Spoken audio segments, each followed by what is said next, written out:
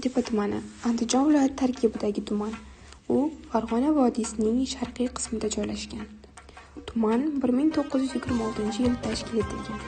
Ma'muriy markazi Qo'rg'ontepa shaharchasi.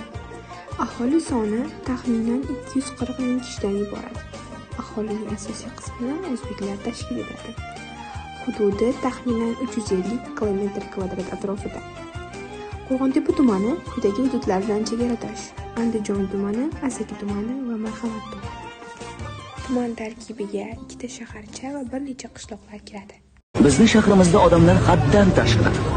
Keldi-ketdilarni aytmaysiz. Mashinalarni ku son sanoqli yo'q. Hamma qayergadir shoshadi, hamma qayergadir kechikadi. Hamma yerda sur, tiqilinch, navbat kutish. Lekin men baribir bu shaharni yaxshi ko'raman.